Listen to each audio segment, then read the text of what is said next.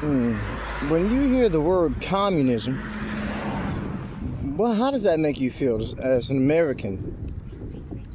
I know in the 80s they had a big thing about communists, and without even really entirely knowing what it was, I'm hearing about the Russia and all that and communism and around the world, and I'm just like, well, shit, I'm down with communism, man, blue on communism. But the more I think about it, I don't know. I'm just trying to say, I just put something up on my playlist, and I really wasn't navigating for it. I just kind of happened to came across it. Some lady says she's from England, UK rather, and she's going on about now she's in Miami and how it was kind of like that scene in Scarface where Tony Montana says, this ain't Cuba anymore, just fucking to Manny. Says, no, this ain't Cuba, man, this is different out here.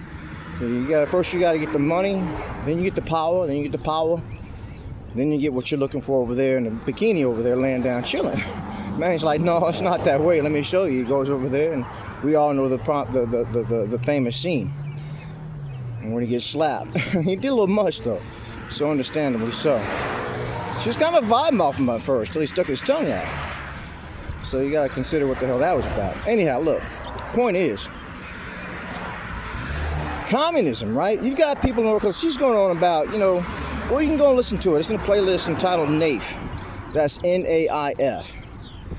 And you can see what she's talking about if you care to see what her opinion was on it. And she's going on about the men as well. Like men, they walk up and just go on about who they are and what they've got and so on and so forth. I remember this scene in what's it called? That movie Prince put out. What was it called? Under the Cherry Moon. And he's got some adolescents going on to some lady they saw. They say, hey, we got Porsche, baby. We got this, we got that, So kind of like, what do you call it, sophomore, huh? Especially when it's coming from someone who's probably a sophomore or below. Anyhow, I guess the point is, it's a big world out here. So I'm listening to her and how she's saying her position is, how things go and where she's from. And from the UK, it's much different, she says. It says things are a lot more sincere, But this is what she's saying. Of course, it's not everybody. We just don't overgeneralize it. But there's a common thing. There's people in the world that don't give a shit about the things people in the USA, United States of America, give a shit about. The way that we give a shit about it. Maybe shit, and people in Russia don't care. They don't get worked up about celebrities and all that kind of stuff like we do. Like, oh, that's commendable or whatever. That's great. That's just nice. But they don't get all obsessed about it. And, I'm not trying to rag on what we are. I'm just trying to say there's differences out there. You may take Singapore. If I'm not mistaken, I think they have a communist country over there. And I read someplace, I think it's National Geographic, so I guess they're a reputable source, that they're amongst the happiest people in the world. But here they are, communists. So really, what's the whole vibe when you're like, you've got what you need, Your country, whoever's that's seeing to it, they see to it that you got what you need. Like in the UK, when the Queen was on the throne, I don't know how it is now, it's probably the same way. Everyone out there had health care and health benefits. You'd be surprised how many people will go, look, man, I need health care and I need benefits. That's great, you've got to hustle. You make good money at your hustle and stuff, but look, baby, we need benefits. So how does that fare you over there when everyone's got benefits? Because they invest in their people to the point they make sure everyone's got the health care, if nothing else. If it still remains that way, and it probably does. So, it's just something to think about.